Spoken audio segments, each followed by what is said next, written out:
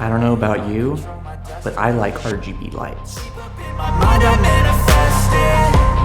Every morning I wake up obsessed, and everything I do the best. And deep within my mind, you know I'll always manifest it.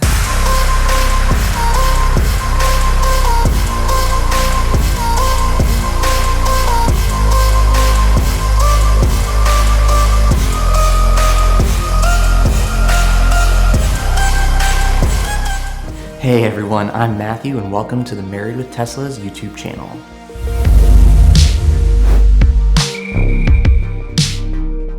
Now normally our channel produces exclusively Tesla content, but in this video we're going to shift gears a little bit and we're going to be talking about, you guessed it, RGB lighting.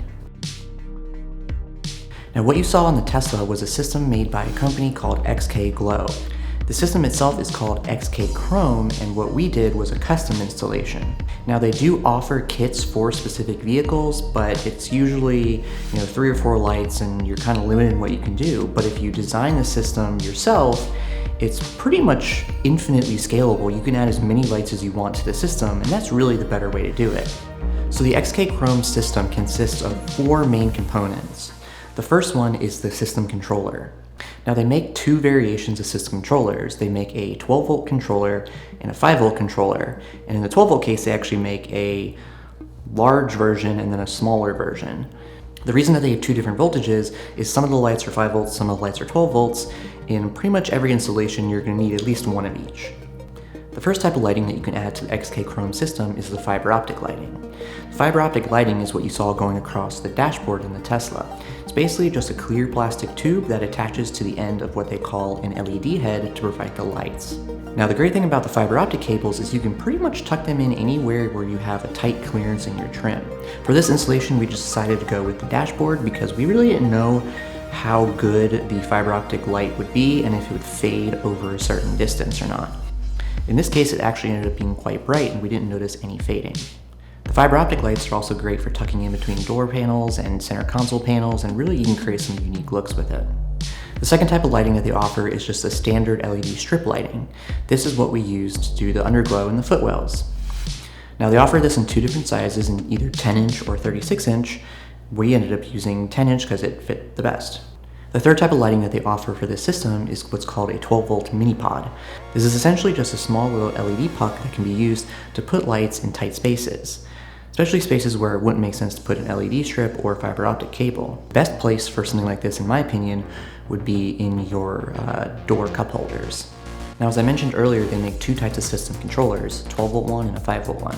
The 12 volt controller is used to power the 12 volt mini pod and the footwell lighting, or the strip lighting. The 5 volt controller is used to power the fiber optic lights. Now both controllers are Bluetooth, and so you'll have to add both of them independently, or however many controllers you add, independently to the app, and then you can control each one as specific zones. One thing I really like about the XKChrome system is it's scalable.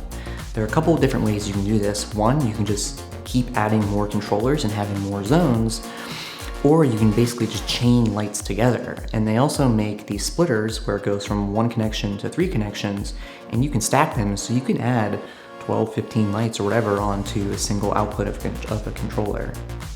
So what we did in our particular case was we only installed the 4 lights. We did the fiber optic dash light and then the 4 footwell lights, but we left connections open so that we could add more lights in the future.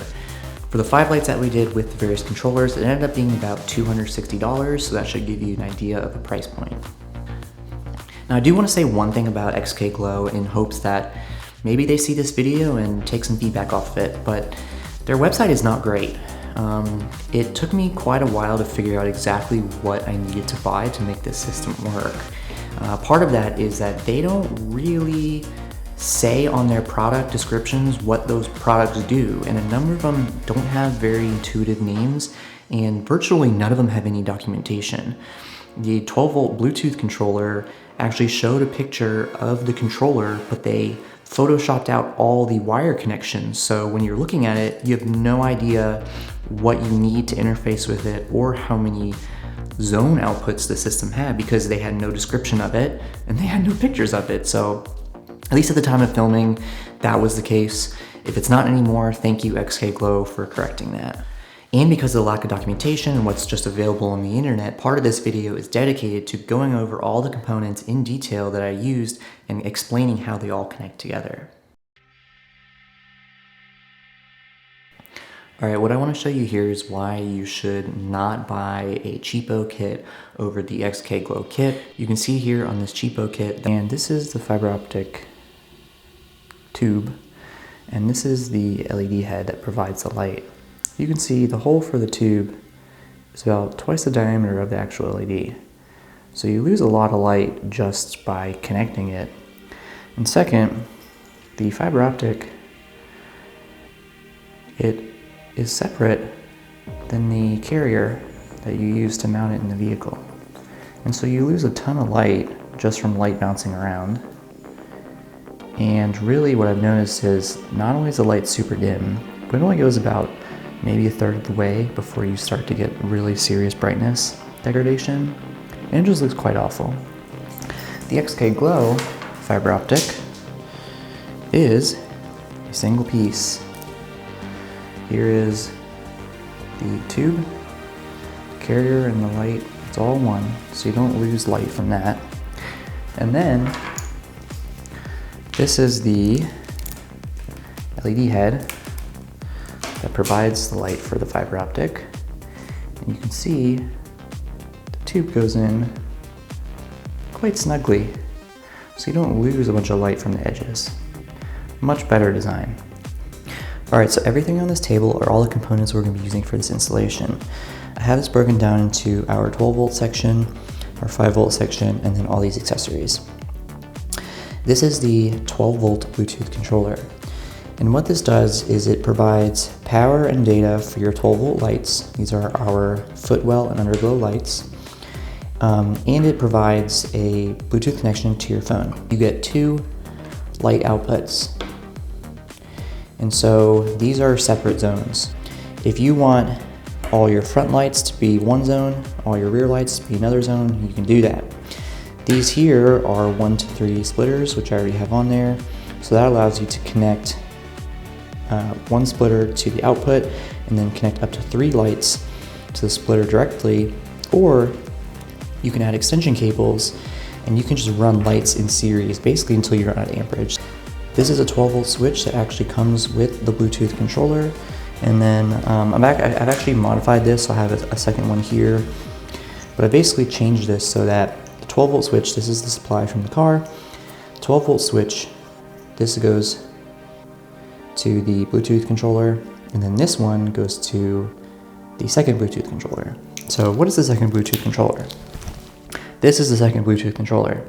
This Bluetooth controller controls the 5 volt lights. The fiber optic lights are the 5 volt lights. For some reason they didn't design this system to be able to power this system, so you have to have 2 separate controllers.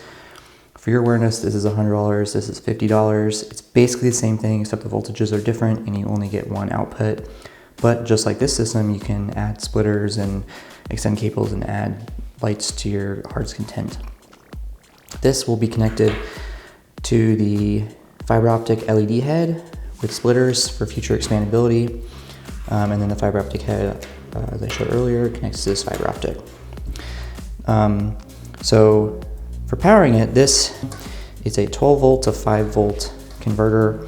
So this will be taking power from that cable I showed you, which is coming from this guy, and then through a USB connection, which is what this runs off of, we'll be able to power the 5 volt section. So all of it's basically coming off of one harness, off of one power source, which is how I wanted it rather than having everything being separate. So the XKChrome system is controlled by an app on your phone. Now the app automatically assigns a zone for each controller or each output on the controller. So in our particular case, we have 3 zones. One thing I don't like about the app is I can't seem to figure out a way to group them all into one vehicle and then just say I want every light in the car to be blue. Right now you have to go into each zone independently and change them to be blue. Now the feature that we use the most is the music synchronization feature. The app allows you to do it by either playing audio files on your phone or by listening through the microphone. And since this is the 21st century, we all stream music. No one has music files on their phone anymore. But anyway, I would have really preferred it if they put a microphone in the Bluetooth controller, because if you want to sync it to the music, you have to have the app open and on that tab with the microphone option selected. Now, the music synchronization does allow you to select different colors for each zone, or you can do color palettes, and you can even create your own custom color palettes if you don't like the ones that they include. Now, my biggest complaint about the music synchronization feature is that it's really bad. When you use it the way you would imagine you would use it. Let me elaborate. So say you're listening to a song and it's on volume 10, and you have the sensitivity slider set halfway, and everything is synchronizing perfectly just the way you want it. Fantastic. Now you go to the next song, and it's a really bumping song. You want to turn the volume up, so you crank it up to 15. Well, now, because the sensitivity slider stayed where it is and the volume went up, it's blowing it out. And so it ends up only showing you the first color in the color palette. It's no longer synchronizing to music. That's a huge problem, because if you're just driving down the road, the volumes are going to be different for every song, and the kind of window for error on the sensitivity slider is quite small, and it's hard to get it just right. And so I'm finding that through every single drive, we're having to adjust the sensitivity slider constantly. So I really hope XKGlow comes up in the future with an update that will just enable auto sensitivity detection and just adjust it for each song. Like, it can't be that hard to just say, don't cap out, adjust the sensitivity down if you detect too much volume. It's not that hard. Now, with all the gripes aside, the system overall actually is quite good. Before we decided to install the XKChrome kit, we actually tried a cheaper no-name brand kit, and it was really quite terrible. In every single regard, it was just a cheap ripoff of the XKGlow system. The app looked exactly the same, but it didn't function well at all, and the lights just lost like 50% of their brightness after 3 inches in fiber optic cable. It was really bad. The XKGlow system, however, doesn't really have any of those problems, minus the app issues, which they can fix. The fiber optic cable maintains its brightness through the entire length of the cable. However, they only sell them in 6-foot segments, so maybe there's a reason behind that. Maybe it starts to fade after 6 feet. The one that we have in the Tesla is a little over 5 feet long, so it looks quite good. The footwell lights also have the same attributes. They don't seem to have any, loss of brightness in one LED versus the other, and they're really quite bright, and the colors are really rich. The only thing I think they could improve on the LED strips themselves would be to use just a little bit better double-sided adhesive. When I initially installed it, it actually ended up coming off, and I had to put a different adhesive on and install it in a slightly different location to get it to stick better. The installation itself is actually quite simple. All you have to do is find a spot in your car where you can tap off of a 12-volt line, and then you can just use a down converter to go from 12 volts to 5 volts for the 5-volt controller. The controllers themselves don't take up a lot of space, so it's not really hard to find a place to put them. Like I said, you just have to find somewhere where you can tap that 12-volt line. Actually installing the lights from there is quite simple. You just stick the lights where you want them to be, you run the fiber optics where you want it to be, and then you just run and tuck cables through the trim. It's really not complicated, it's quite simple. Alright, so I know that was a lot of information, and if you haven't figured it out already, I'm definitely a fan of the XKGlow kit. Now, before I just unanimously recommend the kit, there are a couple things that you should consider before buying. The first one is the price. Now, the kit definitely is more expensive than competitors. For the 5 lights and the 2 controllers, I ended up spending almost $270-ish. Now, they do offer a slightly cheaper 12-volt controller now, so you could cut $50 off of that, but you really are paying for quality compared to just a $50 kit on another website. Now, I have priced out how much it would cost to do the full Model X with just fiber optic cables and lights everywhere, and just getting something that was just absolutely crazy. And it actually came out to be about $1,000. So hopefully that kind of gives you, low range figure and then a high range figure of what you could expect to spend.